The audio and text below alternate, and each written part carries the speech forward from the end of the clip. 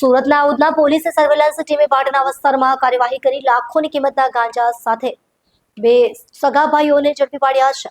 પોલીસે મળેલી ચોક્કસ બાતમીના આધારે પોલીસે પાટણના વિસ્તારમાં બૂચ ગોઠવી હતી. આ દરમિયાન જોગેશ્વરી ડેનિસ બેકરી રોડ પર આવેલ સાઈનાથ સોસાયટી નજીક જાહેર રોડ પરથી શંકાસ્પદ હાલતમાં ઉભેલા બે ઈસમોને અટકાવી તપાસ કરવામાં આવી હતી. તપાસ દરમિયાન બંને ભાઈઓ પાસેથી કુલ 5 કિલો 1 ગ્રામ ગાંજો મળી આવ્યો હતો, જેની બજાર કિંમત અંદાજે 2,50,050 થાય છે. પકડાયેલ મોહમ્મદ સદ્દામ હુસૈન અને મોહમ્મદ નૂર હુસૈન સગા ભાઈઓ હોવાનું બહાર આવ્યું છે. બંને ભાઈઓ મૂળ બિહારના સીતામઢી જિલ્લાના વતની છે અને હાલ સુરતના ઉધના ભાટેના વિસ્તારના પુષ્પાનગર સોસાયટીમાં રહે છે.